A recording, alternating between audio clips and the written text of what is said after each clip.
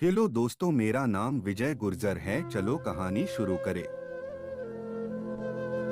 Welcome to my YouTube channel. Chapter 21। थोड़ी देर बाद बातें करते करते यक्षित को नींद आने लगी। वेद की भी पलकें भारी होने लगी। यक्षित तो पहले ही लेटा हुआ था, इसलिए वह आंख बंद करके सो गया। वन्या ने वेद को भी वहीं अपने डैड के बगल में सुला दिया और दोनों को ब्लैंकेट से कवर कर देती है। वो यक्षित की तरफ देखते हुए उसके बिखरे बालों को ठीक करते हुए उसकी तरफ देखकर बोली, मुझे माफ कर दीजिए, मैंने आपके साथ ठीक नहीं किया। ये कहते हुए वो उसके माथे को चूम लेती है। अब आगे। इसके साथ ही वन्या की आंखों से आंसू का एक बूंद निकलकर यक्षित के फेस पर आ जाता है, पर वह गहरी नींद में होता है, इसलिए इसका पता नहीं चलता। वन्या बड़ी नजाकत से यक्षित का हाथ अपने हाथों में लेते हुए बोली, मुझे नहीं पता था कि आप इतने पेन में थे, बट यू डोंट वरी, अब मुझे पता चल गया है कि आपके दर्द को कैसे कम करना है। ये कहते हुए वह यक्षित के हाथों को चूम लेती है। जैसे ही वह बाहर जाने के लिए अपना हाथ यक्षित के हाथों से छुड़वाती है, यक्षित नींद में ही वन्या के हाथ को पकड़ लेता है। यक्षित की इस हरकत पर वन्या स्माइल करने लगती है। वह वहीं रुक जाती है।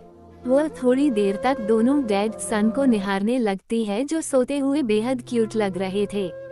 वेद अपने सुपर हीरो वाले टेडी को भी पकड़कर सो रहा था। वन्या ने अपने क्यूट वेद के सिर पर प्यार से हाथ फेरा और एक बार उसके माथे को चूम लिया। फिर उसके डैडी की तरफ झुककर उनके सिर पर प्यार से हाथ फेरते हुए उनके माथे को भी चूम लेती है। फिर वह किचन में आ जाती है लंच बनाने के लिए। उसने सोचा कि क्यों न आज वह वेद और यक्षित की पसंद का खाना बनाए। युवान ने तो पहले ही बता दिया था कि उन सबको खाने में क्या क्या पसंद है, तो वन्या बस शुरू हो गई अपने कुकिंग का जादू बिखेरने के लिए। लगभग 1 घंटे में उसने लंच बनाकर बिल्कुल रेडी कर दिया। किचन में उसकी स्वाद का जादू एक बार फिर बिखर गया। अब सिन्हानिया फैमिली में सब किचन में आती खाने की खुशबू से ही पता लगा लेते कि किचन में कौन है। लंच बनाने के बाद वन्या अनिल जी के कमरे में गई। उन्होंने देखा कि वे एक किताब पढ़ने में बिजी थे। वन्या उनके बेड में बैठकर अनिल जी से वो किताब छीनते हुए उनके चश्मे को निकाल देती है। वो उनकी तरफ देखते हुए बोली, डैडी अब कैसी है आपकी तबीयत? उद्धरण चिन्ह। अनिल जी अपने फेस पर एक ब्राइट स्माइल लाते हुए बोले, बस मेरी बेटी के हाथों के जादू से अब मैं बिल्कुल ठीक हो गया हूँ। उद्धरण चिन्ह। वन्या भी उनकी बातें सुनकर स्माइल करने लगती है और मन ही मन बोली, डैड मैं जानती हूँ कि आपके मन में यक्षित को लेकर क्या है, बट यू डोंट वरी, मैं आप दोनों के बीच के मनमुटाव को दूर करके ही रहूंगी और एक बेटे को उसके सालों बिछड़े डैड से मिलाकर ही रहूंगी। उद्धरण चिन्ह। वन्या को इस तरह से सोचता देख अनिल जी उनकी तरफ देखते हुए बोले, बेटा कहाँ खो गई तुम? उद्धरण चिन्ह। कहीं भी तो नहीं डैड, चलिए मैं आपको लंच के लिए बुलाने आई थी। उद्धरण चिन्ह। अनिल जी वन्या के पीछे पीछे डाइनिंग टेबल की तरफ जाने लगे। वन्या दादाजी के कमरे की तरफ गई और उन्हें भी लंच के लिए बुला लाई। युवान और आस्तिक भी बातें करते हुए डाइनिंग टेबल की तरफ आ रहे थे। दोनों किसी बात को लेकर बहस करने में लगे हुए थे कि दोनों के नाक में वन्या के बनाए खाने की टेस्टी खुशबू घुलने लगी। वे अपना बहस भूलकर डाइनिंग टेबल की तरफ दौड़े चले आए। वन्या ने सबको लंच सर्व कर दिया और वहां खड़ी हो गई। उसे इस तरह खड़ा देखकर चैतन्य दादाजी बोले, बेटा आप खड़ी क्यों हैं? बैठिए और लंच कीजिए। उद्धरण चिन्ह। वन्या, दादाजी यक्षित और वेद ने भी लंच नहीं किया है, तो मैं उन दोनों को लंच करवाने के बाद ही लंच करूंगी। उद्धरण चिन्ह। चैतन्य दादाजी ने वन्या से फिक्र भरे टोन में पूछा, बेटा अब कैसी है यक्षित की तबीयत? उद्धरण चिन्ह। वन्या उनकी तरफ देखते हुए बोली, डोंट वरी दादाजी, वो अब पहले से काफी ठीक हो चुके हैं। दादाजी समझते थे कि यह वन्या के केयर का ही जादू है, जिससे यक्षित इतनी जल्दी रिकवर हो पाया। ये कहते हुए वह किचन की तरफ चली गई और लंच की ट्रॉली लेकर अपने कमरे में आ गई। उसने देखा कि दोनों बाप बेटे अभी भी इत्मीनान से सो रहे थे। दोनों को इस तरह देखकर वन्या को दोनों पर बहुत प्यार आ रहा था। उसे मन तो नहीं कर रहा था उन्हें उठाने का, पर लंच करना भी जरूरी था। इसलिए वह लंच की ट्रॉली को टी टेबल के पास रखकर उन्हें जगाने के लिए बेड की तरफ गई। वह वेद के सिर पर प्यार से हाथ फेरते हुए उसके गालों पर थपकी देकर उसे उठाने लगी। बेटा चलो उठ जाओ, आपको भूख ही लगी है न, देखो मम्मा आपके लिए आपका फेवरेट डिश बनाई है। उद्धरण चिन्ह। फेवरेट डिश का नाम सुनते ही वेद की आंखें खुल गई। वो अपनी प्यारी प्यारी आंखों से वन्या की तरफ देखते हुए अपने दोनों हाथ उठा देता है। वन्या उसके इस क्यूट हरकत पर स्माइल करने लगती है और उसे अपनी गोद में उठा लेती है। वेद उसके गले में लिपटे हुए ही बोला, मम्मा वेदांश को बहुत भूख लगी है। उद्धरण चिन्ह। वन्या उसे सुनकर बोली, चलो बेटा, अब मेरा वेद अपनी मम्मा के हाथों की बनी अपनी फेवरेट डिश से अपने इस छोटे से पेट को फिल करेगा। उद्धरण चिन्ह। वेद अपनी मम्मा के चेहरे की तरफ देखते हुए बोला, ओके मम्मा। फिर वन्या का ध्यान यक्षित पर गया, जो अभी भी गहरी नींद में सो रहा था। उसने एक नजर सोते हुए यक्षित को देखा, फिर वेद की तरफ देखते हुए बोली, बेबी आप मम्मा को डैडी को उठाने में हेल्प करोगे। उद्धरण चिन्ह। वेद अपनी प्यारी आवाज में बोला, यच मम्मा। उद्धरण चिन्ह। फिर वेद बाल्टी मारकर अपने डैडी के चेहरे को अपने हाथों में लेकर उसके गाल पर किस करता है। फिर उसके गालों को अपने नन्हे नन्हे हाथों से थपकी देते हुए बोला, डैडी उठिए, लंच का टाइम हो गया, आपको भूख नहीं लगी, मम्मा ने हमारी फेवरेट डिश बनाई है। उद्धरण चिन्ह। यक्षित अपने चेहरे पर नन्हे नन्हे हाथों का स्पर्श फील करके ही समझ गया था कि ये उसका प्यारा बेबी है। उसने जल्दी से अपनी आंखें खोल ली और वेद के हाथों को अपने हाथ में लेकर उन्हें चूम लेता है। वेद अपने खिले हुए चेहरे के साथ बोला, ये उश, मम्मा डैडी उठ गए, चले अब हम लंच करते हैं। उद्धरण चिन्ह। यक्षित वॉशरूम में जाकर अपना फेस वॉश करके आता है और सोफे पर बैठ जाता है। वो अब लगभग पूरी तरह से ठीक हो चुका था, इसलिए उसे सहारे की जरूरत नहीं पड़ी। इस दौरान वन्या ने यक्षित की बहुत केयर की थी, उसे बिल्कुल भी अपनी बॉडी पर जोर देने नहीं दिया, जिसकी बदौलत आज यक्षित पूरी तरह ठीक हो गया था। दोनों बाप बेटे सोफे पर बैठ गए। वन्या ने दोनों के लिए लंच सर्व कर दिए और वेद को अपने हाथों से खिलाने लगी। वन्या ने खाना हमेशा की तरह बहुत टेस्टी बनाया था, इसलिए वेद जल्दी जल्दी खाने लगा। वेद को खाना खिलाते वक्त वन्या की निगाहें यक्षित की तरफ चली गई, क्योंकि उसने अभी तक खाने का एक बाइट नहीं लिया था। वन्या उसकी तरफ सवालिया नजरों से देखते हुए बोली, क्या हुआ, आप खाना क्यों नहीं खा रहे? क्या आपको ये खाना पसंद नहीं आया? उद्धरण चिन्ह। यक्षित वन्या की तरफ देखकर मासूम सी शक्ल बनाते हुए बोला, मुझे भी आज मेरे बेबी की मम्मा के हाथ से खाना है। उद्धरण चिन्ह। वन्या तो यक्षित की इस छोटे बच्चे वाली हरकत पर स्माइल कर रही थी। वेद भी बहुत एक्साइटेड था ये देखने के लिए, क्योंकि आज उसकी मम्मा उसके डैडी को अपने हाथों से खाना खिलाने वाली थी। यक्षित की इस हरकत पर वन्या उसकी तरफ देखते हुए बोली, आपको पता है, अभी आप बिल्कुल किसी छोटे बच्चे की तरह हरकतें कर रहे हैं। उद्धरण चिन्ह। यक्षित, तुम चाहे जो भी सोचो, पर आज तो मुझे तुम्हारे हाथों से ही खाना है। यक्षित की बच्चों वाली जिद को देखकर वन्या उसे ज्यादा परेशान न करते हुए उसकी प्लेट से एक बाइट लेकर यक्षित को खिलाने लगती है।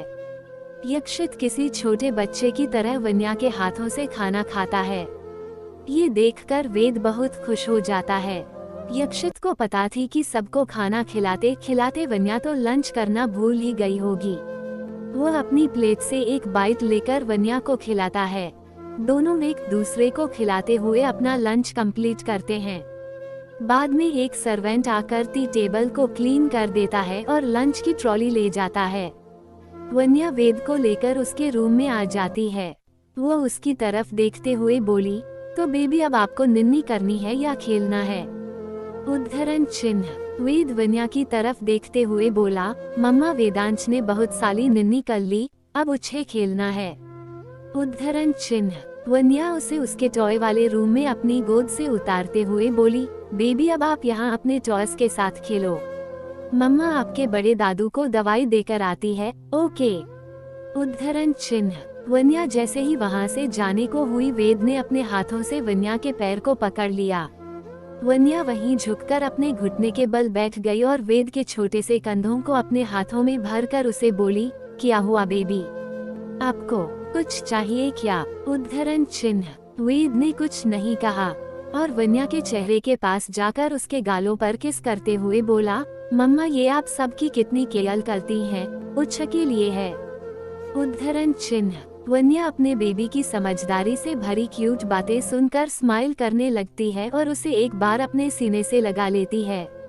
फिर वो उसके टॉय रूम से बाहर आकर दादाजी के रूम की तरफ चली जाती है। दादाजी अपने रूम के सोफे पर आराम से आंख बंद करके बैठे हुए थे, या यूं कह लीजिए कि वे बैठे बैठे ही सो गए थे। वन्या उनकी बगल में बैठकर उनके कंधे पर हाथ रखकर बोली, दादाजी। उद्धरण चिन्ह। चैतन्य जी नींद में थे और अचानक वन्या के अपने कंधे पर हाथ रखने से वे चौंक गए और वन्या की तरफ देखने लगे। वन्या उनकी तरफ देखते हुए बोली, आई एम सॉरी दादाजी, मैंने आपकी नींद खराब की। मैं बस आपकी दवाई की स्टेटस जानने के लिए यहाँ आई थी। क्या आपने अपनी दवाई ले ली? उद्धरण चिन्ह। पर दादाजी ने कोई जवाब न देते हुए बच्चों की तरह शक्ल बना ली। ये देखकर वन्या समझ गई कि दादाजी दवाई लेना भूल गए हैं। वह दादाजी की तरफ देखते हुए बोली, दादाजी ये मैं क्या सुन रही हूँ? ये बोलते हुए वह दादाजी की ड्रॉअर से उनकी दवाई निकालकर उन्हें खिला देती है और उन्हें रास्ट करने के लिए कहकर अपने रूम की तरफ चली जाती है। आज वन्या काफी थक चुकी थी, इसलिए वह भी अब सोना चाहती थी। वह जब अपने रूम में आई तो यक्षित इधर उधर टहल रहा था, जैसे वह किसी का इंतजार कर रहा हो। यक्षित वन्या का ही वेट कर रहा था। जब वन्या की नजर यक्षित की तरफ गई तो उसने देखा कि वो उसे ही देखे जा रहा है। जब वन्या यक्षित को इस तरह से अपनी ओर देखता देखती तो वो बेचैन हो उठती। उसके दिल की धड़कनें बढ़ जाती थी। वन्या को भी समझ नहीं आता था कि ये उसके साथ क्या हो जाता है। इस वक्त भी यक्षित की आंखें वन्या पर टिकी हुई थीं। आज उसके आंखों में एक अलग ही जुनून दिखाई दे रहा था जो वन्या को काफी हद तक बेचैन कर रही थी। जब वन्या ने यक्षित को अपनी तरफ बढ़ते देखा तो वह और भी घबरा गई। उसे समझ नहीं आ रहा था कि वो क्या करे। धीरे धीरे यक्षित वन्या के करीब आ चुका था। वन्या पीछे हटते हटते बेड पर सट चुकी थी। अब उसके पास पीछे हटने के लिए और स्पेस नहीं बचा था, इसलिए वह पीछे हटते हुए गिरने के डर से यक्षित को कसकर पकड़ लेती है। यक्षित इसके लिए तैयार नहीं था और दोनों डिसबैलेंस होकर बेड पर गिर जाते हैं। इस वक्त यक्षित वन्या के ऊपर होता है। दोनों के चेहरे बेहद पास होते हैं। दोनों अपनी गर्म सांसों को एक दूसरे के चेहरे पर महसूस कर पा रहे होते हैं। चैप्टर 22। वन्या पीछे हटते हटते बेड पर सट चुकी थी। अब उसके पास पीछे हटने के लिए और स्पेस नहीं बचा था, इसलिए वह पीछे हटते हुए गिरने के डर से यक्षित को कसकर पकड़ लेती है। यक्षित इसके लिए तैयार नहीं था और दोनों डिसबैलेंस होकर बेड पर गिर जाते हैं। इस वक्त यक्षित वन्या के ऊपर होता है। दोनों के चेहरे बेहद पास होते हैं। दोनों अपनी गर्म सांसों को एक दूसरे के चेहरे पर महसूस कर पा रहे होते हैं। अब आगे यक्षित के इस तरह से करीब आ जाने से वन्या की दिल की धड़कनों ने एक रफ्तार ले ली थी, जिसे यक्षित भी महसूस कर पा रहा था। वो एक टक वन्या के गुलाबी होठों की तरफ देख रहा था। उन दोनों के बीच मुश्किल से 1 इंच का गैप रह गया था। यक्षित की बहुत इच्छा हो रही थी इस दूरी को मिटाने की। यक्षित ने एक नजर वन्या के चेहरे को देखा, जिसने शर्म के मारे अपनी नजरें झुकाए हुए थी। वो इसी पोजीशन पर रहकर ही उससे पूछा, डू यू हैव बॉयफ्रेंड? यक्षित का इतना कहना था कि वन्या तो गुस्से से बौखला उठी। वो यक्षित के ऊपर आते हुए उसे अपने नीचे कर दिया और गुस्से से उसे घूरने लगी। यक्षित को तो पहले से पता था कि वन्या का कोई बॉयफ्रेंड नहीं है।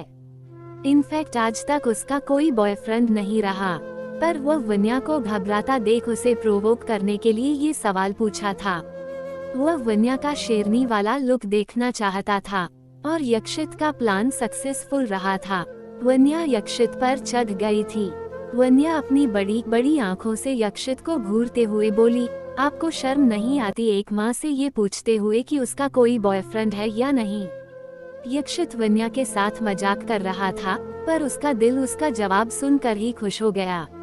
उसे लगा नहीं था कि वन्या वेद को इतनी जल्दी एक्सेप्ट कर पाएगी, उससे इतना घुल मिल जाएगी। पर वन्या ने तो उसकी उम्मीद से बढ़कर वेद को अपना खुद का बच्चा मान लिया। वन्या का वेद के लिए प्यार और ममता देखकर कोई कह ही नहीं सकता कि यह उसका पैदा किया बच्चा नहीं है। वन्या के इस जवाब ने यक्षित का दिल जीत लिया था।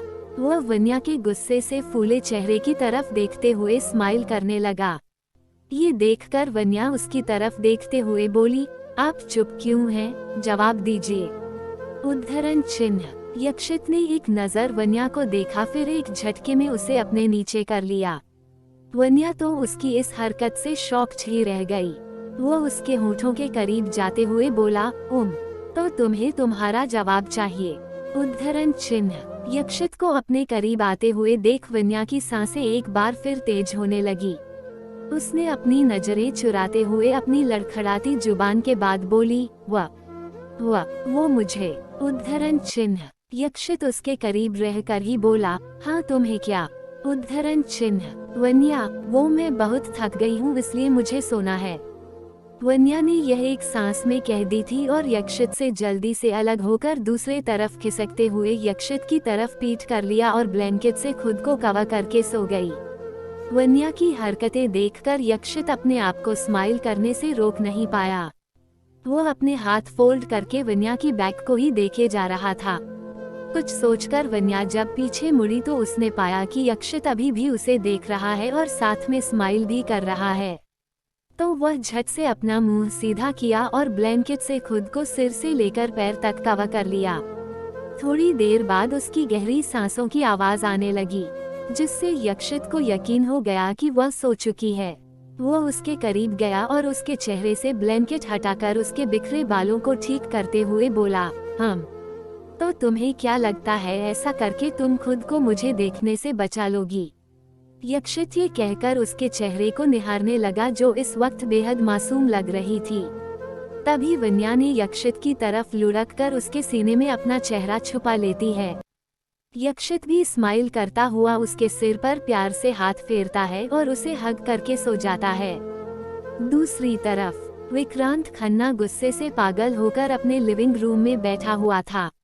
उसने पहले ही हॉल की सारी चीजें तहस नहस कर चुकी थी और अब सोफे पर बैठा हुआ था।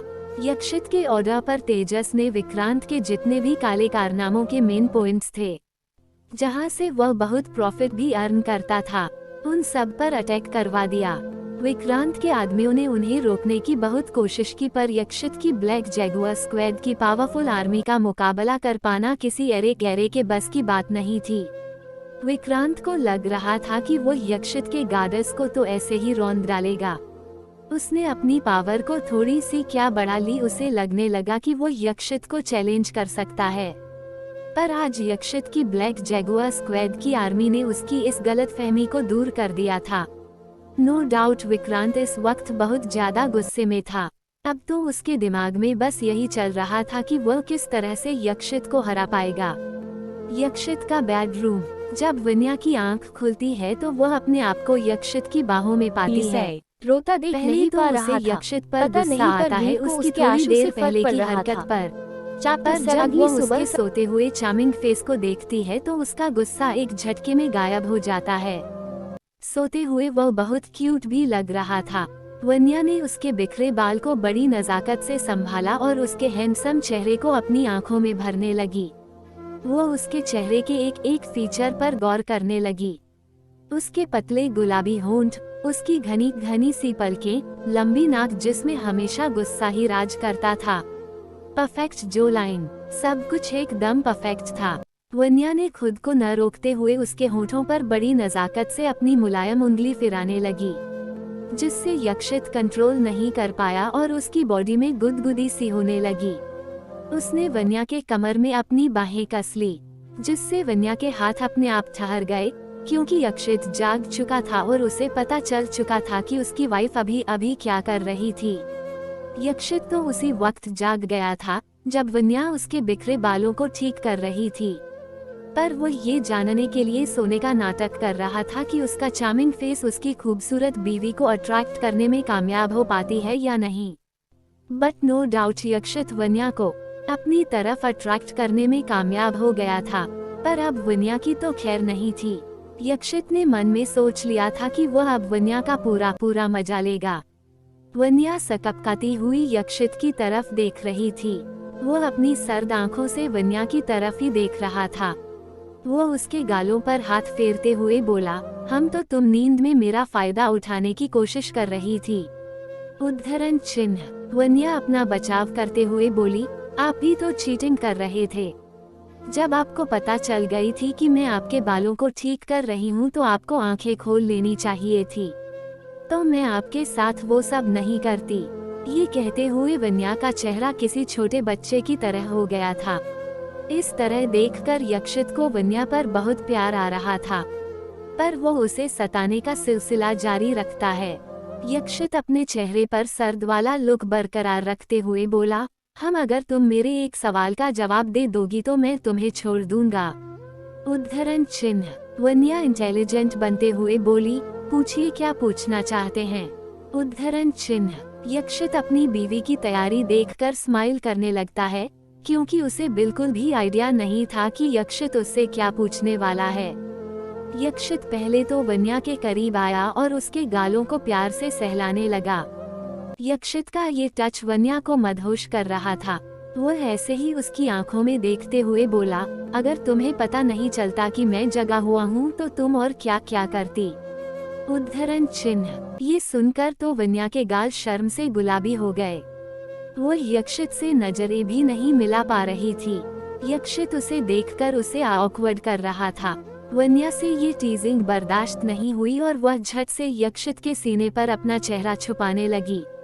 यक्षित स्माइल करता हुआ उसे अपने सीने से लगा लेता है। तभी यक्षित का फोन बजा। यक्षित वन्या से अलग हुआ और बैग से उठकर अपना फोन लेकर बालकनी की तरफ चला गया। ये तेजस का कॉल था। उससे बातें करने के बाद यक्षित के फेस पर डेविल स्माइल आ जाती है। उसे विक्रांत को बर्बाद करके एक अलग ही सुकून मिल रहा था। तभी आस्तिक ने यक्षित को इन्फॉर्म किया कि उन्हें मिस्टर कपूर के यहाँ एक पार्टी में जाना है। उसे इन्फॉर्म करने के बाद वह वहाँ से चला गया। वन्या भी वॉशरूम से बाहर आ गई।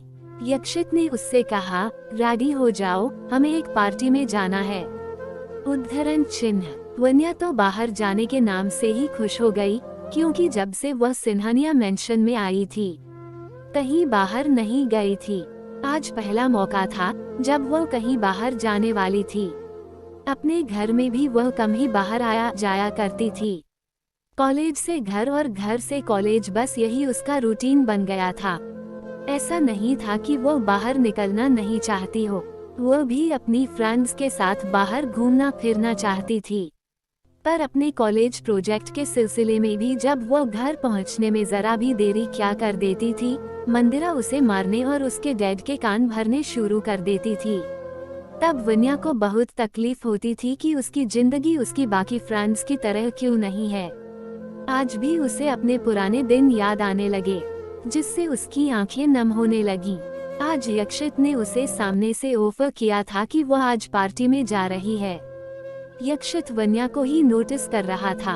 वन्या यक्षित के पास आकर बोली, थैंक यू, आप मुझे पार्टी में लेकर जा रहे हैं। मुझे बाहर गए हुए कहीं घूमे हुए एक अरसा हो गया था।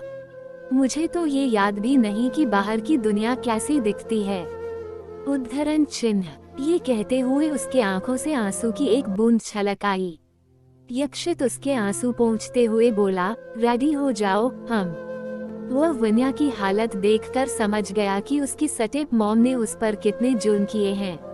उसे उस पर गुस्सा आने लगा। वन्या यक्षित की तरफ देखते हुए बोली, वो आज मैं पहली बार किसी पार्टी में जा रही हूँ तो मुझे कोई आइडिया नहीं है कि मैं क्या पहनूंगी। उद्धरण चिन्ह। यक्षित उसे क्लोजेट रूम की तरफ ले जाते हुए बोला, डोंट वरी, मैं तुम्हारी प्रॉब्लम सॉल्व कर देता हूँ। ये कहते हुए यक्षित कबर्ड से एक रेड ड्रेस निकालता है, जो देखने में ही बहुत खूबसूरत लग रही थी। ये देखकर वन्या बहुत खुश हो गई। खुशी से उसकी आंखें चमकने लगी।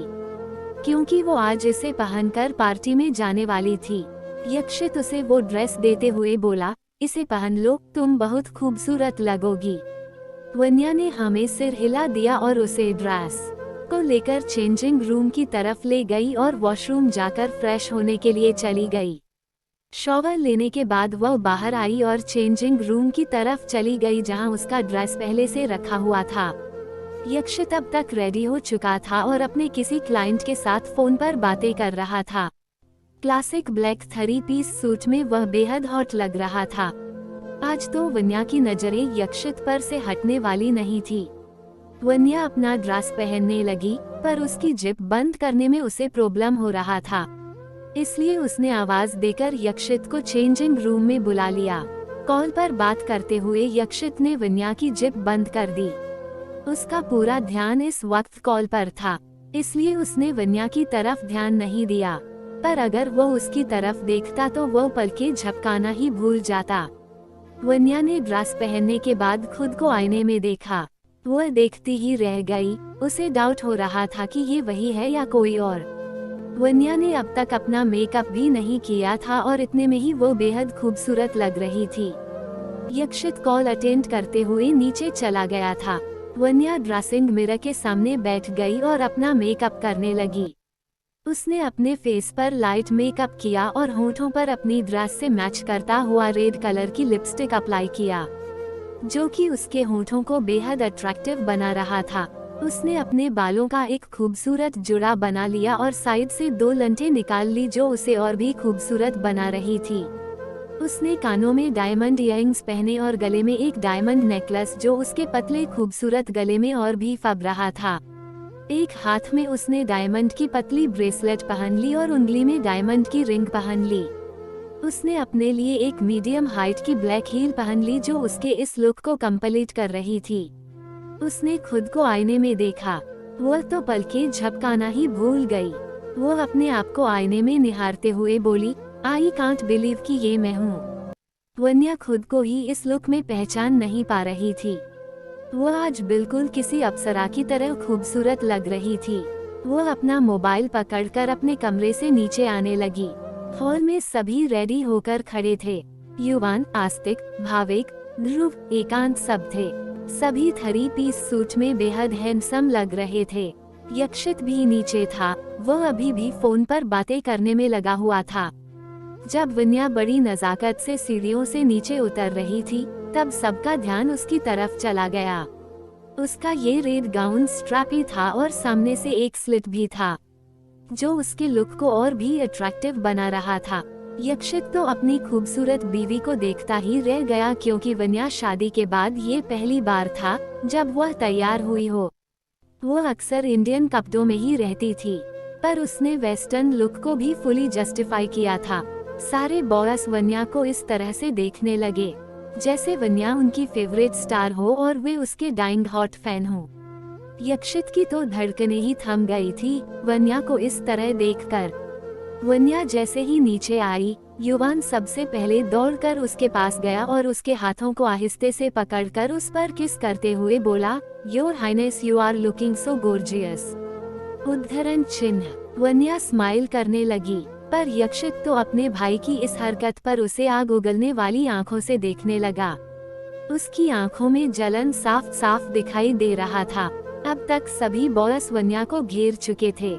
सब वन्या के इस लुक पर फिदा हो गए थे और उसे भर भर कर कॉम्प्लीमेंट दे रहे थे। अपनी वाइफ को इस तरह से बाकी लड़कों से गिरा देख यक्षित जल भून कर राख हो गया। वो मन ही मन बोला, उसका हस्बैंड इधर चुपचाप खड़ा है और इन्हें शर्म नहीं मेरी वाइफ को यूं घेरते हुए। ये कहते हुए वन्या की तरफ गया और भीड़ को हटाते हुए वह वन्या को खींचकर अपनी बाहों में ले आता है। यक्षित की इस हरकत पर सभी स्माइल करने लगते हैं। युवान यक्षित की तरफ देखते हुए बोला, क्या भाई आप भी? हम तो सिर्फ भाभी को उनके इस गोर्जियस लुक के लिए कॉम्प्लीमेंट्स दे रहे थे, पर आपको तो इतने में ही जेलेसी हो गई। नोट फेयर भाई। चैप्टर 23। यक्षित की इस हरकत पर सभी स्माइल करने लगते हैं। युवान यक्षित की तरफ देखते हुए बोला, क्या भाई आप भी? हम तो सिर्फ भाभी को उनके इस गोर्जियस लुक के लिए कॉम्प्लीमेंट्स दे रहे थे, पर आपको तो इतने में ही जेलेसी हो गई। नोट फेयर भाई, उद्धरण चिन्ह। अब आगे। यक्षित वन्या को अपनी बाहों में जकड़े हुए युवान की तरफ घूर रहा था, जैसे कह रहा हो कि ये पहले मेरी वाइफ है फिर तुम सबकी भाभी। तभी वेद भी अपने कमरे से निकलकर नीचे आ गया। वह भी अपनी मम्मा को देखना चाहता था। जब उसे वन्या ने नीचे आते देखा तो यक्षित से अलग होकर उसकी तरफ बढ़ गई और नीचे बैठकर उसके सामने झुक गई। वेद अपनी मम्मा को देखते हुए अपने दोनों हाथ हवा में कर लेता है, जिससे वन्या उसे अपनी गोद में उठा लेती है। वेद उसके चांद से चेहरे को अपने छोटे छोटे हाथों में भर लेता है और बोलता है, mamma you are looking so pretty, I love you mamma. उद्धरण चिन्ह। वन्या वेद के इस क्यूट कॉम्प्लीमेंट पर उसके होठों पर किस करके उसे थैंक यू बोलती है। आज पहली बार यक्षित को अपने बेटे से ही जलन हो रही थी, जिसे मम्मा की किस मिल चुकी थी, जो अब तक उसे भी नहीं मिल पाई थी। इसके साथ ही यक्षित ये भी देख पा रहा था कि वन्या को अपनी ड्रेस और मेकअप की तो जैसे फिक्र ही नहीं है। वो बेफिक्री से वेद को अपने गोद में लिए हुए थी। वह वेद के माथे को चूमते हुए बोली, बेटा मेरे बेबी की निन्नी कैसे खुल गई? तुम्हें भूख तो नहीं लगी ना बेटा? उद्धरण चिन्ह। वेद न में सिर हिलाते हुए बोला, नो मम्मा, वेदांश को भूख नहीं लगी है। वो तो बस अपनी क्वीन मम्मा को देखना चाहता था। उद्धरण चिन्ह। वन्या वेद के गालों पर किस करते हुए बोली, ओह मेरा बेबी अपनी मम्मा को देखना चाहता था। बेबी अब आप सौम्या दादी माँ के पास जाओ और चुपचाप सो जाना, उन्हें तंग मत करना, ओके? आपकी मम्मा जल्दी वापस आ जाएगी। उद्धरण चिन्ह। ओके मम्मा। बोलते हुए वेद सौम्या जी के गोद में चला जाता है। यक्षित सौम्या जी को समझा देता है कि वे वेद का ख्याल रखें और कोई भी प्रॉब्लम हो तो उन्हें तुरंत कॉल करें। सौम्या जी ने भी हाँ में सिर हिला दिया। सभी पार्टी के लिए निकलने लगते हैं। यक्षित और वन्या यक्षित के ब्लैक एसयूवी में होते हैं। आज यक्षित खुद ड्राइव कर रहा था और बाकी सब दूसरी कारों में थे। वन्या आज पार्टी ज्वाइन करने के लिए बेहद एक्साइटेड थी। उसकी ये एक्साइटमेंट उसके चेहरे पर साफ साफ दिखाई दे रही थी।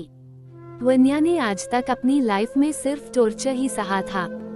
खुश कैसे रहा जाता है वो ये तक भूल चुकी थी।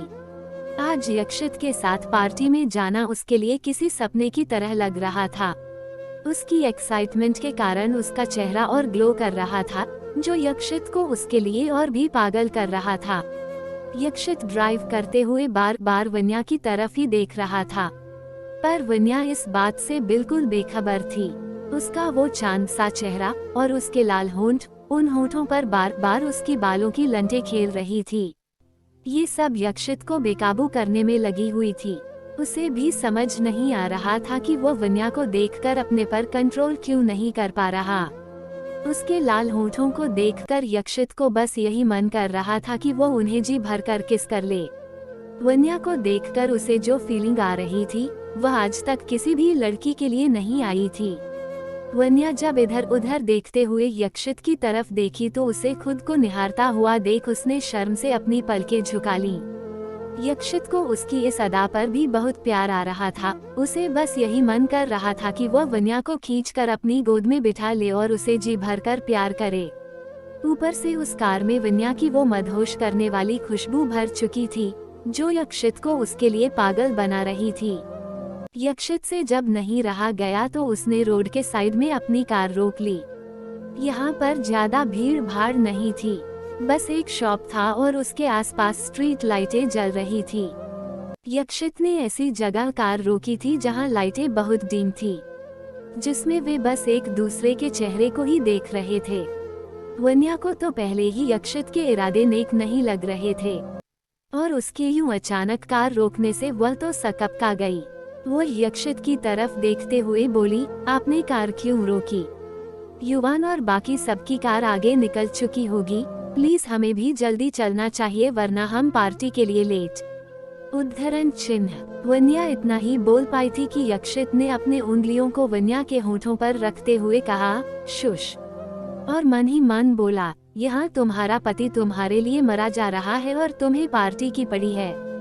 यक्षित को अपनी तरफ एकटक देखता देख और उसकी उंगली को अपने होठों में फील करके वन्या बहुत घबरा गई और बोली, ये आप क्या? उद्धरण चिन्ह।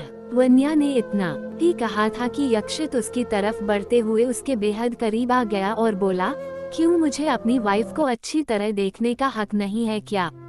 उद्धरण चिन्ह। वन्या की तो जैसे बोलती ही बंद हो चुकी थी उसके इस तरह से करीब आ जाने से। वह दोबारा अपनी कोशिशें करते हुए अपनी लड़खड़ाती जुबान के साथ बोली, यक्षित देखिए, यहाँ पर सन्नाटा छाया हुआ है और अंधेरा भी है।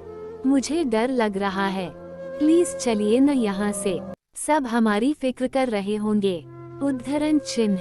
यक्षित पर तो जैसे वन्या की किसी भी बातों का कोई फर्क नहीं पड़ रहा था। वो उसके गालों को सहलाते हुए बोला, बेबी तुम्हारा हस्बैंड तुम्हारे साथ है, तुम्हें डरने की कोई जरूरत नहीं है। इससे पहले कि यक्षित कुछ कर पाता उसके फोन बजने लगता है। तब जाकर वन्या की सांस में सांस आती है। यक्षित को कॉल करने वाले पर बहुत गुस्सा आता है। वो गुस्से से दांत पीसते हुए जब कॉलर आईडी देखता है तो ये युवान होता है। यक्षित तो पहले ही समझ गया था कि ये उसका अलावा और कोई नहीं हो सकता, क्योंकि उसके भाई को कबाब में हड्डी बनने का बहुत शौक जो था। उसने कॉल पिक करके बस इतना ही कहा कि वो आ रहे हैं, फिर कॉल डिस्कनेक्ट कर दिया। यक्षित ने कार स्टार्ट कर दी और 20 मिनट के अंदर मिस्टर कपूर के घर पहुंच गए। पार्टी उनके घर पर ही थी। ये पार्टी उन्होंने अपनी कंपनी के 10 साल पूरे होने की खुशी में रखी थी, जिसमें उन्होंने अपने क्लोज फ्रेंड्स और फैमिली फ्रेंड्स को इनवाइट किया था। मिस्टर कपूर यक्षित के डैड की उम्र के थे। वे अपनी वाइफ के साथ रहते थे। उनके बच्चे फॉरेन में पढ़ाई कर रहे थे, इसलिए वे अक्सर यक्षित और बाकी सबको अपने घर पर डिनर या किसी और ओकेजन में भी अक्सर इनवाइट किया करते थे। पर यक्षित बिजी रहने के कारण अक्सर उनमें शामिल नहीं हो पाता था। आज काफी दिनों बाद जब वह पार्टी में आ रहा था तो उसे मिस्टर और मिसेस कपूर से अच्छा खासा रिवॉर्ड मिलने वाला था।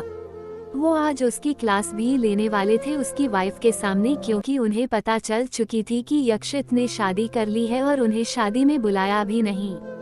युवान, आस्तिक, भाविक, एकांत और ध्रुव पार्टी में पहुंच चुके थे। मिस्टर एंड मिसेस कपूर उनके स्वागत के लिए पहले ही बाहर खड़े हुए थे। आज फिर से यक्षित को न देखकर उनका फेस उतर गया था।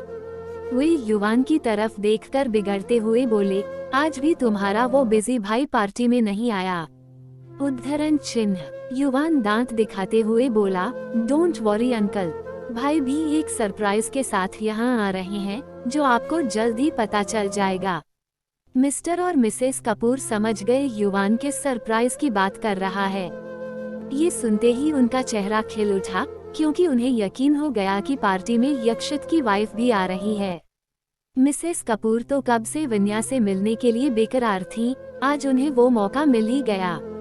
तभी 2 लग्जरी कारें आकर कपूर मैंशन के पार्किंग एरिया में रुक गई।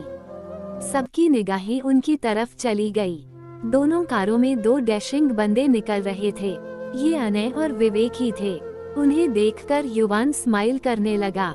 दोनों मिस्टर और मिसेस कपूर और बाकी सबके पास आ गए। मिस्टर कपूर युवान की तरफ देखते हुए बोला, लो तुम्हारे भाई के हैंडसम बेस्टीज भी आ गए, अब तुम्हारा भाई ही रह गया।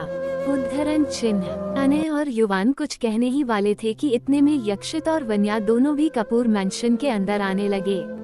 वन्या पहली बार ऐसी पार्टी में आ रही थी, इसलिए उसे नर्वसनेस भी फील हो रहा था।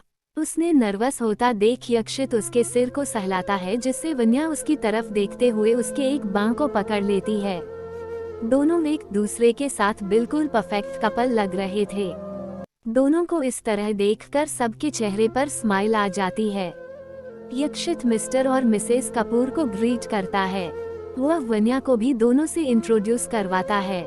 मिसेस कपूर यक्षित की तरफ देखते हुए बोली, बेटा पहले मैं तुम्हारी वाइफ से मिलूंगी, फिर तुमसे निपटती हूँ मैं। मिसेस कपूर की बातें सुनकर सभी खिलखिलाकर हंस पड़े, जिससे यक्षित सबको खा जाने वाली नजरों से देखने लगा। विवेक और अनय यक्षित की टांग खींचते हुए बोले, हाँ हाँ आंटी, आप इसकी अच्छे से खबर लेना, बहुत दिनों बाद तो आपके हाथ आया है ये। यक्षित उन दोनों को कातिल नजरों से देखने लगा, जैसे कह रहा हो, तुम दोनों भी तो बड़े दिनों बाद मेरे हाथ। लगे हो, थोड़ी देर रुक जाओ, फिर सारी मस्ती उतारता हूँ तुम्हारी। उद्धरण चिन्ह। मिसेस कपूर सबको साइड करते हुए वन्या के पास गईं। वन्या उनके पैर छूने के लिए झुकने को हुई तो मिसेस कपूर ने उससे बीच में ही रोक लिया और उसके चांद से चेहरे को अपने हाथों में भरते हुए यक्षित की तरफ देखकर बोली, मानना पड़ेगा बेटा, तुम तो मेरे लिए चांद सी बहू लेकर आए हो। अगर तुम्हारी मॉम आज यहाँ होती तो उन्हें तुम पर प्राउड फील होता। उद्धरण चिन्ह। वे एक नजर वन्या को देखती हैं, फिर अपनी एक सर्वेंट आरती से कहकर कुछ लाने के लिए बोलती हैं। थोड़ी देर बाद आरती गिफ्ट बॉक्सेस के साथ वहां हाजिर हो जाती है। इन दोनों बॉक्स को वे वन्या की तरफ बढ़ा देती हैं और उसके सिर पर प्यार से हाथ फेरते हुए बोली, बेटा ये तुम्हारी आंटी की तरफ से तुम्हारी मुंह दिखाई की गिफ्ट। उद्धरण चिन्ह। वन्या एक नजर यक्षित की तरफ देखती है। वो अपने आंखों के इशारे से हाँ कहता है, जिससे वन्या वो गिफ्ट रख लेती है और अपनी स्वीट वॉइस में मिसेस कपूर को थैंक यू बोलती है। मिस्टर एंड मिसेस कपूर सबको अंदर ले जाते हैं और सोफे पर बैठने के लिए कहते हैं। मिसेस कपूर यक्षित और वन्या के बीच में बैठी हुई थी, क्योंकि वो अभी यक्षित की क्लास जो लेने वाली थी। मिस्टर कपूर यक्षित के बगल में बैठे थे और युवान अपनी भाभी के बगल में बैठा हुआ था। अनय और विवेक तो यक्षित की टांग खिंचाई करने पहले ही उसके सामने वाले सोफे पर तैयार बैठे थे। उनके साइड वाले सोफे पर आस्तिक और भाविक बैठे हुए थे और उससे बगल वाले में एकांत और ध्रुव बैठे थे। मिसेस कपूर वन्या के सामने यक्षित की कान खींचते हुए बोली, तो बेटा तुमने चुपचाप शादी कर ली, एक चांद जैसी बहू भी ले आए और हमें बताना भी जरूरी नहीं समझा। उद्धरण चिन्ह। आह आंटी छोड़िए, बहुत दर्द हो रहा है। उद्धरण चिन्ह। यक्षित के इस रिएक्शन पर सभी हंसने लगे। वन्या के फेस पर भी स्माइल आ गई। यक्षित अपना बचाव करते हुए बोला, आंटी मुझे खुद भी पता नहीं था कि मैं वन्या से शादी करने वाला हूँ। उद्धरण चिन्ह। मिसेस कपूर उसके कान को पकड़े हुए ही बोली, तो क्या तुम्हारे कहने का मतलब है कि वन्या सीधे आसमान से टपकी और मंडप में तुमसे शादी करने के लिए बैठ गई? एक बार फिर सबकी हंसी छूट गई। यक्षित सबको एक नजर घूरता है। उसकी हालत अभी किसी छोटे बच्चे की तरह हो गई थी। जैसे तैसे करके वह मिस्टर और मिसेस कपूर को समझाता है कि उसने शादी जल्दी में की थी, इसलिए उन्हें इनवाइट नहीं कर पाया। कोई था जो उन सबको ऊपर से अपनी जलती आंखों से देख रहा था, पर सभी अपने में लगे हुए थे, इसलिए किसी ने उस तरफ ध्यान नहीं दिया। चैप्टर 24। कोई था जो उन सबको ऊपर से अपनी जलती आंखों से देख रहा था, पर सभी अपने में लगे हुए थे, इसलिए किसी ने उस तरफ ध्यान नहीं दिया। अब आगे। यह अवनी खुराना ही थी जो अपने मॉम डैड के साथ इस पार्टी में शामिल होने आई थी। उसकी जलती निगाहें बार बार वन्या को ही घूरे जा रही थी। थोड़ी देर तक सभी सोफे पर बैठकर बातें किए, जिनमें ज्यादातर यक्षित की कान खींचाई ही हुई। यक्षित देख पा रहा था कि उसकी इस सिचुएशन का अनय और विवेक बहुत मजा उठा रहे हैं। उसने सोच लिया कि वो उन दोनों को मजा चखाएगा। थोड़ी देर तक वन्या के पास रहकर यक्षित अनय और विवेक के पास आ गया। वो पीछे से दोनों के हाथ मरोड़ते हुए बोला, बहुत मजा आ रहा था तुम दोनों को। हाँ। उद्धरण चिन्ह। अनय और विवेक दोनों एक साथ बोले, आहा भाई क्या कर रहा है, छोड़ हमें। उद्धरण चिन्ह। इतनी आसानी से नहीं। उद्धरण चिन्ह। विवेक कराहते हुए बोला, इतने दिनों बाद हम रियूनाइट हुए हैं, इसे एंजॉय करने के बजाय तू है कि हमारी बैंड बजा रहा है। उद्धरण चिन्ह। तुम दोनों के किए की सजा है ये। उद्धरण चिन्ह। अनय वन्या को दूर से ही देखते हुए बोला, यार विवेक भाभी आज कितनी ब्यूटीफुल लग रही है ना। उद्धरण चिन्ह। अनय का इतना कहना था कि यक्षित ने उनके हाथों को छोड़ दिया और वन्या की तरफ देखने लगा, जो अकेली खड़ी हुई थी। अनय दोबारा यक्षित को टीस करते हुए बोला, देख रहा है इसे जरा सी दूरी भी बर्दाश्त नहीं हो रही भाभी से। कम से कम इतने टाइम बाद मिला है तो ये नहीं कि हम बेचारों पर भी ध्यान दे दिया जाए। उद्धरण चिन्ह। यक्षित एक नजर घूर कर अनय को देखता है, जैसे अभी उसे मारकर उसका कीमा बना देगा। फिर वाइन का ग्लास लेते हुए अपना वाइन एंजॉय करने लगता है और वन्या को निहारता है। अनय और विवेक भी अपनी अपनी ड्रिंक एंजॉय करने लगते हैं। विवेक यक्षित की तरफ देखते हुए बोला, भाई आज पार्टी में आए सारे लड़कों की नजरें सिर्फ भाभी पर ही टिकी हुई है। यक्षित ने भी यह बात नोटिस कर ली थी और उसे उन आदमियों पर बहुत गुस्सा भी आ रहा था। पार्टी में आए मैक्सिमम लड़के वन्या को सिंगल समझ रहे थे और वे मौका देखकर वन्या से अपनी दोस्ती बढ़ाना चाहते थे। पर इससे पहले ही यक्षित अपनी जलती निगाहें से उन सबको घूरते हुए वन्या की तरफ जाने लगा। पर यक्षित क्या देखता है, वन्या जूस समझकर रेड वाइन का एक ग्लास ट्रे पर से उठाती है और यक्षित के पहुंचने से पहले ही उसे एक सांस में खत्म कर देती है। और अभी वह दूसरे ग्लास पर नजरें टिकाए हुए थी, पर इससे पहले कि वह दूसरा ग्लास भी खाली कर दे, यक्षित उसके पास पहुंच गया और उसे रोक दिया। वन्या पर अब रेड वाइन का हल्का हल्का नशा चढ़ने लगा। उसने आज तक कभी ड्रिंक नहीं की थी, ये पहली बार था जब उसने रेड वाइन को टेस्ट किया हो। यक्षित उसे अपनी बाहों में जकड़ते हुए बोला, अभी क्या कर रही थी? उद्धरण चिन्ह। वन्या ने भी मासूमियत में जवाब दिया, जूस पी रही थी। उद्धरण चिन्ह। यक्षित तो घूरकर उस लड़की की तरफ देख रहा था जो रेड वाइन को जूस समझकर एक सांस में गटक गई थी। वो मन ही मन बोला, पागल लड़की, ये जूस नहीं बल्कि रेड वाइन है। पर अब वन्या को समझाने का कोई फायदा नहीं था, क्योंकि हल्के हल्के नशे में वो आ चुकी थी और उसे देखकर लग रहा था कि उसे रेड वाइन का टेस्ट बहुत पसंद आया है। यक्षित ने अपनी बाहों में झूलती वन्या की तरफ देखा, जिसकी गुलाबी आंखें कुछ ज्यादा ही नशीली लग रही थी। उसका चेहरा अभी भी उतना ही फ्रेश था जितना आते वक्त लग रहा था। तभी पार्टी में एक रोमांटिक ट्यून प्ले हुआ और वहां पर आए कपल डांस करने लगे। वन्या को भी ये कपल डांस पसंद आया, तो वो यक्षित की तरफ अपनी टिमटिमाती आंखों से देखते हुए बोली, यक्षित मुझे भी डांस करनी है, चलिए न हम भी डांस करते हैं। उद्धरण चिन्ह। यक्षित ने एक नजर घूरकर वन्या को देखा और बोला, कोई डांस वांस नहीं, चुपचाप यहीं खड़ी रहो मेरी आंखों के सामने। उद्धरण चिन्ह। वन्या बच्चों की तरह शक्ल बनाकर बोली, आप बहुत बुरे हो, मुझे हमेशा डांटते रहते हो और टोकते भी रहते हो, मैं आपकी शिकायत दादाजी के पास कर दूंगी। उद्धरण चिन्ह। यक्षित को अपनी बीवी की क्यूट क्यूट धमकियां सुनकर बहुत मजा आ रहा था। वो उसकी तरफ देखते हुए बोला, ठीक है, तुम जिसके पास चाहो उसके पास मेरी शिकायत कर देना, पर अभी के लिए चुपचाप यहाँ खड़ी रहो। उद्धरण चिन्ह। वन्या भी अपनी नशीली आंखों से घूरते हुए यक्षित की तरफ देखने लगी। यक्षित भी अपनी बीवी की निगाहों को अपने ऊपर नोटिस कर पा रहा था। वो उसके फूले हुए गालों को पींच करते हुए बोला, मुंह फुलाना बंद करो वरना घर पहुंचकर तुम्हें ही पछताना पड़ेगा। उद्धरण चिन्ह। पर वन्या पर तो जैसे यक्षित की किसी भी बातों का कोई फर्क नहीं पड़ रहा था। वो उसकी तरफ देखते हुए बोली, ठीक है, अगर आप मेरे साथ डांस करना नहीं चाहते तो कोई बात नहीं, मैं अपने लिए कोई दूसरा डांस पार्टनर ढूंढ लेती हूँ। उद्धरण चिन्ह। वन्या ने इतना कहा ही था कि यक्षित उसे अपने पास खींचकर अपनी जलती आंखों से उसे देखने लगा। पर वन्या तो नशे में डूब रही थी, उसे यक्षित के इस तरह से देखने से कोई फर्क नहीं पड़ रहा था। वो ऑर्डरिंग टोन में बोला, कहीं नहीं जाओगी तुम। उद्धरण चिन्ह। पर इससे पहले कि वन्या रोना शुरू कर दे, यक्षित उसका हाथ पकड़कर डांस फ्लोर पर चला गया। वो समझ गया कि आज उसकी ये जिद्दी बीवी डांस किए बगैर मानेगी नहीं। उस रोमांटिक ट्यून में दोनों डांस करने लगे। यक्षित के दोनों हाथ वन्या को अपने पास ही थामे हुए थे।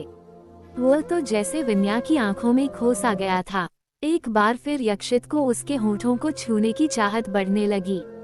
अब तक वन्या नशे में चूर हो चुकी थी। वो भी अपनी टिमटिमाती आंखों से यक्षित को ही देख रही थी। दूसरी तरफ युवान था जो अपने भाई की नजरों से बचकर अपने भाई और भाभी की रोमांटिक फोटो शॉट्स लेने में बिजी था। वो उन्हें सरप्राइज में ये देना चाहता था। नो डाउट इन पोजेस में वे दोनों बेहद रोमांटिक लग रहे थे। यक्षित धीरे धीरे वन्या के होठों की तरफ बढ़ ही रहा था कि वन्या ने आहिस्ते से उसे देखते हुए उसके सीने में अपना सिर रख देती है। यक्षित उसके माथे को चूम लेता है और उसे अपनी बाहों में कैद कर लेता है। थोड़ी देर बाद पार्टी खत्म हो गई। यक्षित और बाकी सब भी मिस्टर और मिसेस कपूर से मिलकर वहां से निकल गए। वन्या तो अपने पैरों में चलकर जाने की भी हालत में नहीं थी। यक्षित ने उसे अपनी गोद में उठाकर कार के पास लाया और उसे ड्राइविंग सीट के बगल में बैठा दिया और खुद ड्राइविंग सीट की तरफ आ गया। वह जैसे ही कार स्टार्ट करने वाला था, उसकी बीवी का एक और नया ड्रामा शुरू हो गया। वह अपनी टिमटिमाती आंखों से यक्षित की तरफ देखते हुए बोली, यक्षित आज मैं कार ड्राइव करूंगी। उद्धरण चिन्ह। यक्षित को तो वन्या की इस बात पर बहुत हंसी भी आ रही थी, पर उसने कंट्रोल किया और उसकी तरफ देखते हुए बोला, अच्छा तुम्हें कार चलानी आती भी है। उद्धरण चिन्ह। वन्या ने कुछ सोचते हुए कहा, नहीं, but you don't worry, I will manage. उद्धरण चिन्ह। यक्षित अपनी बीवी के कॉन्फिडेंस लेवल को देख रहा था, जो रेड वाइन की वजह से अपने चरम पर थी। वह वन्या की तरफ देखते हुए प्यार से बोला, वन्या देखो, रात बहुत हो गई है, तुम्हें घर जल्दी नहीं पहुंचना क्या? उद्धरण चिन्ह। वन्या ने अपनी टिमटिमाती आंखों से हाँ में सिर हिला दिया, क्योंकि उसे घर तो पहुंचना था। यक्षित भी कार स्टार्ट करने वाला था, पर वन्या ने उसका हाथ पकड़ते हुए कहा, पर आज मुझे कार चलाने का बहुत मन कर रहा है। उद्धरण चिन्ह। यक्षित को तो कुछ समझ नहीं आ रहा था कि वह वन्या को कैसे हैंडल करे। कुछ सोचते हुए उसने कहा, ठीक है, आज कार न मैं चलाऊंगा और न तुम। ये कहते हुए उसने कार की ऑटोमेटिक ड्राइविंग फीचर ऑन कर दी। वन्या फिर से अपनी टिमटिमाती नशीली आंखों से यक्षित को देखने लगी। यक्षित ने उसे खींचकर अपनी गोद में बिठा लिया। वन्या उसके होठों को देखने लगी। धीरे से उसने अपनी छोटी छोटी उंगलियों को यक्षित के चेहरे के करीब ले जाकर उसके होठों पर फिराने लगी, जिससे यक्षित का रहा सहा कंट्रोल भी खोने लगा। उसने अपने हाथों से वन्या का हाथ पकड़ते हुए बोला, क्या कर रही हो? उद्धरण चिन्ह। वन्या उसकी तरफ देखती रही, उसने यक्षित की बातों का कोई जवाब नहीं दिया। वन्या को यक्षित के होठों पर किस करने का मन कर रहा था। यक्षित ने भी उसकी नजरों से यह भांप लिया। वह भी वन्या की नेक को पकड़कर उसे अपने करीब लाने लगा। फिर आहिस्ते से अपने होठों को उसके होठों पर रखकर उसे सॉफ्टली किस करने लगा। वन्या को ये किस बहुत अच्छी लग रही थी, इसलिए वह भी यक्षित को किस करने लगी। उसके किस करने के साथ ही यक्षित की वाइल्डनेस को एक हवा मिल गई और वो उसे पूरे पैशन के साथ किस करने लगा। अब वन्या की हालत खराब होने लगी, उसकी सांसें फूलने लगी। ये देखकर यक्षित ने उसे रिलीज कर दिया और उसे अपनी बाहों में कसकर थाम लिया। कार अभी भी ऑटोमेटिक ड्राइविंग मोड पर ऑन थी। यक्षित उसके सिर को चूमते हुए उसके बालों पर प्यार से हाथ फेर रहा था। वन्या के दोनों हाथ भी यक्षित को कसकर थामे हुए थे। थोड़ी ही देर में उनकी कार सिन्हानिया मैंशन पहुंच गई। वन्या तो यक्षित की बाहों में लिपट चुकी थी। यक्षित को लगा कि वह सो चुकी है, इसलिए उसने आहिस्ते से कार का डोर ओपन किया और वन्या को अपनी बाहों में लेकर घर के अंदर जाने लगा। जैसे ही वह रूम में पहुंचा, वन्या ने अपनी आंखें खोल दी। वन्या की ड्रेस की एक तरफ की स्ट्रेप बाजुओं में सरक चुकी थी। यक्षित उसे ठीक करते हुए उसके करीब गया तो वन्या ने अपने दोनों हाथों से यक्षित के कॉलर को पकड़कर उसे अपने करीब करते हुए कहा, मुझे आपकी लिप्स का टेस्ट बहुत पसंद आया, मैं इसे दोबारा टेस्ट करना चाहती हूँ। उद्धरण चिन्ह। यक्षित तो अपनी बीवी की बातों को सुनता ही रह गया। उसे नहीं लगा था कि उसकी बीवी को उसकी किस इतनी पसंद आ जाएगी। वह जानता था कि वन्या अभी नशे की हालत में है और वह नहीं चाहता था कि उससे वन्या की सहमति के बिना उसके साथ कुछ कर बैठे। इसलिए वह वन्या को रोकते हुए बोला, अभी नहीं, तुम बहुत थक गई हो, इसलिए चुपचाप सो जाओ। हम। उद्धरण चिन्ह। पर वन्या नहीं मानी। उसे तो आज हर हाल में यक्षित को किस करनी ही थी। जब यक्षित ने देखा कि वन्या नहीं मानने वाली है तो वह उसके करीब आया और उसके गालों को अपने हाथों में लेकर उसके होठों पर बहुत ही सॉफ्ट किस की और उससे अलग होते हुए बोला, अब तुम सो जाओ, ओके। उद्धरण चिन्ह। वन्या पर भी नशे की हालत में एक अलग ही जुनून सवार था। वह भी बोल पड़ी, आपने जैसे कार में मुझे किस किया था बिल्कुल वैसे ही किस कीजिए। वन्या को तो पता ही नहीं था कि वह नशे में क्या बोले जा रही है। यक्षित भी ये समझ पा रहा था कि अगर वह नशे की हालत में नहीं होती और अगर ये सब यक्षित ने उससे कहा होता तो अब तक वह शर्म के मारे मर चुकी होती। यक्षित को पता थी कि अभी वन्या उसकी किसी भी बातों को समझने की हालत में नहीं है, पर फिर भी वो उसके गालों को अपने हाथों में लेते हुए बोला, अभी तुम्हारी हालत ठीक नहीं है। जब तुम पूरे होश में रहोगी तो मैं तुम्हें वैसा ही किस करूंगा जैसे कार में किया था, ओके। उद्धरण चिन्ह। चैप्टर 25। यक्षित को पता थी कि अभी वन्या उसकी किसी भी बातों को समझने की हालत में नहीं है, पर फिर भी वो उसके गालों को अपने हाथों में लेते हुए बोला, अभी तुम्हारी हालत ठीक नहीं है। जब तुम पूरे होश में रहोगी तो मैं तुम्हें वैसा ही किस करूंगा जैसे कार में किया था, ओके। उद्धरण चिन्ह। अब आगे। वन्या ने अपनी टिमटिमाती नशीली आंखों से यक्षित की तरफ देखा। वो उसकी तरफ झुकते हुए अपनी लड़खड़ाती जुबान के साथ बोली, मैं आपको किस करके ही रहूंगी। अब यक्षित के लिए वन्या को कंट्रोल करना बहुत मुश्किल हो रहा था। अभी थोड़ी देर पहले वह खुद भी वन्या को किस करने के लिए पागल हो रहा था, पर तब वह पूरे होश में थी और अभी पूरी तरह नशे की आगोश में जा चुकी थी। इसलिए यक्षित कंट्रोल करना चाहता था। यक्षित उसे संभालते हुए उसके दोनों कंधों को पकड़े हुए था। आखिर में वह यक्षित के होठों तक पहुंच गई और उन्हें किस करने लगी। वो किसी छोटे बच्चे की तरह उसे किस कर रही थी। यक्षित को अपनी बीवी की इस क्यूट हरकत पर बहुत प्यार आ रहा था। उसका जी कर रहा था कि वह भी उसे किस करे, पर उसे अच्छा से पता थी कि एक बार अगर वह कंट्रोल से बाहर हो गया तो वह वन्या को हट कर देगा, जो कि वह नहीं चाहता था। इसलिए वह सिर्फ वन्या के किसेस को फील कर रहा था और उसकी कमर को कसकर थामे हुए था। जब वन्या ने जी भर कर उसके होठों को टेस्ट कर लिया तो वह अपने आप अलग हो गई। इस किस के दौरान यक्षित ने अपने आप को किस तरह से कंट्रोल किया हुआ था वो ही जानता था। उसके लिए एक पल भी वन्या से दूर रहना बर्दाश्त नहीं हो रहा था, पर उसने बर्दाश्त किया और वन्या ने भी थोड़ी देर बाद उसके होठों को छोड़ दिया। उसके बाद उसने अपनी नशीली आंखों से यक्षित को देखा और अपनी आंखें बंद करके उसके सीने से लिपट गई। यक्षित ने उसे अपनी बाहों में थाम लिया। अभी उसे वन्या पर बहुत प्यार आ रहा था। वह स्माइल करते हुए उसे देखता है और कहता है, पागल लड़की। फिर आहिस्ते से झुककर उसके सिर को किस कर लेता है। थोड़ी देर तक वह यूं ही वन्या को अपनी बाहों में थामे हुए था। फिर जब उसे लगा कि वह नींद के आगोश में जा चुकी है तो उसने आहिस्ते से उसे बेड पर लिटाया। फिर उसने वन्या की सैंडल उतारी। उसकी नजर उसके ड्रेस पर गई। उसे लगा कि अगर इन कपड़ों में वह रात भर रहेगी तो ठीक से नहीं सो पाएगी, इसलिए उसने उसे चेंज करने का फैसला किया। वह वन्या की क्लोजेट में जाकर एक प्रिंसेस नाइट गाउन ले आया और उसे बेड पर रखकर आहिस्ते से वन्या को अपनी बाहों में लेकर उसके ड्रेस की जिप को उतारने लगा। थोड़ी देर बाद वह उसकी ड्रेस उतारकर उसे प्रिंसेस नाइट गाउन पहना देता है और उसकी तरफ झुककर उसके बालों के जुड़े को खोल देता है। फिर उसके इयरिंग्स भी उतार देता है और फिर नेकलेस भी निकालकर बेड के साइड में रख देता है और वन्या की पोजीशन ठीक करके उसे सुलाने के लिए जैसे ही झुकता है, वन्या किसी छोटे प्यारे बच्चे की तरह उसके सीने में घुसने की कोशिश करती है। यक्षित स्माइल करता है और प्यार से उसके सिर को सहलाते हुए उन्हें चूम लेता है। वह भी वॉशरूम में आकर फ्रेश हो जाता है और अपने कपड़े चेंज कर लेता है।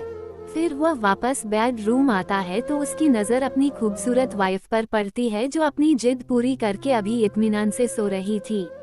वो उसके करीब गया और मुस्कुराते हुए बोला, कल जब अपने कपड़े चेंज देखेगी तो मेरा खून पी जाएगी ये। फिर उसके सिरहाने के पास बैठकर उसके नाक को खींचते हुए बोला, वाइफी तुमने तो मुझे आज सरप्राइज ही कर दिया। मुझे तुम्हारा ये अंदाज बहुत पसंद आया। ये बोलते हुए वह झुककर वन्या के गालों को किस कर लेता है। वह उसके सोते हुए मासूम चेहरे की तरफ देखते हुए बोला, तुमने आज अपने हस्बैंड को बहुत परेशान किया है न, बट यू डोंट वरी, इसकी सजा तुम्हें मिलेगी। कल सुबह मैं तुम्हारी एक एक हरकतें याद दिलाऊंगा। तुम्हारे चेहरे का बदलता एक्सप्रेशन देखने का मजा ही कुछ और होने वाला है। ये कहते हुए वह आहिस्ते से झुककर उसके होठों पर एक सॉफ्ट किस कर लेता है और उसके बगल में लेट जाता है। वन्या नींद में कुनकुनाते हुए यक्षित के करीब आकर उसके सीने से लिपट जाती है। यक्षित उसे अपनी बाहों में थाम कर सो जाता है। अगली सुबह रोज की तरह आज भी यक्षित की नींद जल्दी खुल गई। वैसे तो वन्या भी जल्दी उठने वालों में से ही थी। उसे अग्रवाल हाउस में सारा काम करना पड़ता था, इसलिए उसे सुबह 5 बजे उठने की आदत हो गई थी। वह सिन्हानिया मेंशन में भी जल्दी उठती थी, पर यक्षित ने उसे जल्दी उठने से मना किया हुआ था। वह नहीं चाहता था कि उसकी वाइफ यहाँ भी काम करे, इसलिए वह उसे लेट से उठने के लिए कहता था। आंखें खुलते ही यक्षित ने सबसे पहले अपनी बाहों में लिपटी वन्या का चेहरा देखा, जिसके चेहरे पर एक अलग ही मासूमियत झलक रही थी। उसके शांत चेहरे को देखकर यक्षित स्माइल करने लगा और धीरे से बोला, अभी थोड़ी देर बाद तुम्हारे इस चेहरे का सुकून जाने वाला है। फिर उसके माथे को चूमते हुए वह बेड से उठ गया और वॉशरूम की तरफ चला गया। वह फ्रेश होकर अपना रूटीन फॉलो करते हुए जिम में चला गया। थोड़ी देर बाद वह वापस आया, तब भी वन्या सो ही रही थी। उसे पहले ही पता था कि वन्या अभी सो रही होगी, क्योंकि कल रात उसने ड्रिंक किया हुआ था। इसलिए वह चाहता था कि जब उसका सारा नशा उतर जाए तभी उसकी नींद खुले। वो एक नज़र वन्या की तरफ देखते हुए वॉशरूम में गया और थोड़ी देर बाद ऑफिस के लिए रेडी होकर बाहर आ गया। लाइट ब्लू शेड की फॉर्मल शर्ट और ब्लैक पैंट के कॉम्बिनेशन में वह बेहद डैशिंग लग रहा था। उसने अपने ब्लेजर को साइड में रखा हुआ था। अपने शर्ट की स्लीव्स एल्बो तक मुड़े हुए थे, जिसमें वह बेहद हॉट लग रहा था। उसने एक हाथ में अपनी एक्सपेंसिव रिस्ट वॉच पहनी हुई थी, जो उसके लुक को और भी क्लासी बना रहा था। अब वह वन्या के उठने का वेट कर रहा था। उसने भी ज्यादा देर वेट नहीं कराया और 10 मिनट के अंदर ही वह कसमसाते हुए अपनी आंखें खोल लेती है। आंखें खुलते ही वह सबसे पहले यक्षित का स्माइल करता हुआ चेहरा दिखता है। यक्षित के चेहरे पर स्माइल दिखना मतलब ईद के चांद की तरह ही था। उसे यकीन नहीं होता, इसलिए वह दोबारा आंखें मलकर उसे देखती है। अब उसे पूरा यकीन हो जाता है कि यह यक्षित है, पर उसे ये समझ नहीं आ रहा होता कि सुबह सुबह उसका पति उसे देखकर स्माइल क्यों कर रहा है। यक्षित वन्या की उधेड़बुन देख रहा था और मन ही मन खुश हो रहा था। वो उसके करीब गया और उसके बिखरे बालों को कानों के पीछे करते हुए बोला, गुड मॉर्निंग वाइफी। वन्या ने भी गुड मॉर्निंग कहा। फिर कुछ सोचकर यकायक वन्या की नजर अपने कपड़ों पर गई। यक्षित कब से यही तो चाहता था कि उसकी बीवी अपने कपड़ों पर ध्यान दे। अपने चेंज हुए कपड़े देखकर वन्या की आंखें बड़ी बड़ी हो गई। जहां तक उसे याद था वह तो रेड पार्टी ड्रेस में थी, फिर उसके कपड़े चेंज कैसे हुए। उसने अपनी चोर नजरों से यक्षित को देखा। यक्षित भी अपनी बीवी की इन हरकतों को नोटिस कर रहा था और मन ही मन स्माइल कर रहा था। वो उसे और परेशान करने के लिए उसके करीब गया और उसके गालों को अपने हाथों में भरकर उसे सहलाते हुए बोला, क्या हुआ बेबी, तुम परेशान लग रही हो, मुझे बताओ क्या बात है।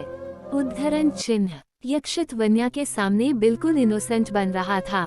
वन्या तो बस यही सोचने में लगी हुई थी कि कल उनके बीच कुछ हुआ तो नहीं, क्योंकि पार्टी से कार तक आने के बाद क्या हुआ उसे कुछ भी याद नहीं था। वो यक्षित के अचानक से करीब आ जाने से अनकंफर्टेबल हो गई। उसकी हार्ट बीट भी फास्ट हो गई। वो उससे नजरें चुराते हुए बोली, वो मेरे कपड़े चेंज। उद्धरण चिन्ह। यक्षित उसकी तरफ देखते हुए बोला, अरे हाँ, तुम्हारे कपड़े, मैं भी कब से यही नोटिस कर रहा था। तुम्हारे कपड़े तो तुम पर बहुत अच्छे लग रहे हैं।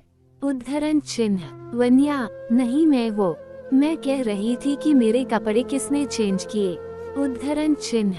वन्या की बातें सुनकर यक्षित कंट्रोल नहीं कर पाया और उसकी हंसी छूट गई, क्योंकि अपने कपड़े चेंज देखकर उसकी हालत बहुत खराब हो गई थी। उसे हंसता हुआ देख वन्या को यक्षित पर बहुत गुस्सा आ गया और वह शेरनी बनते हुए उसके कॉलर को अपने मुलायम हाथों से पकड़ते हुए बोली, आप हंस क्यों रहे हैं?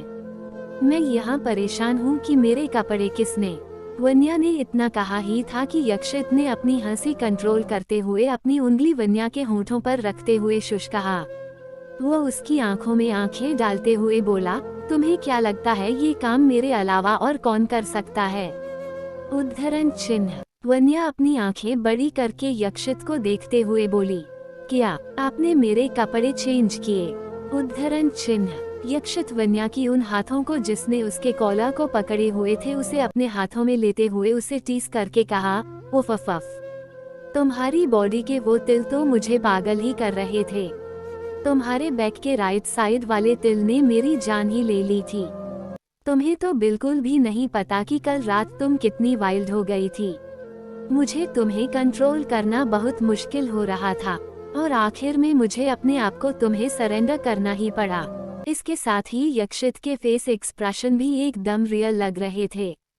पर वन्या को यक्षित की बातों में बिल्कुल यकीन नहीं था कि वह ऐसा कुछ भी कर सकती है।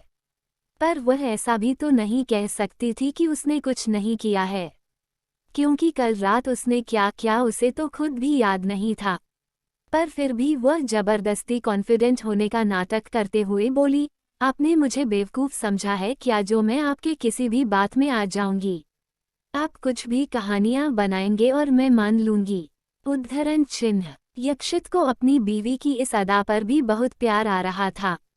मन कर रहा था कि वह अभी उसे किस कर ले, पर वह अभी ऐसा नहीं कर सकता था क्योंकि उसे तो अपनी बीवी को परेशान करने में बहुत मजा आ रहा था।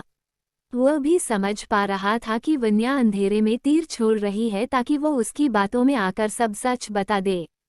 पर यक्षित का मूड भी आज वन्या को छोड़ने का नहीं कर रहा था, इसलिए वह वन्या की कमर को पकड़कर अपनी तरफ खींचते हुए अपने चेहरे के करीब लाकर बोला, अच्छा, नशे में तुम थी या मैं?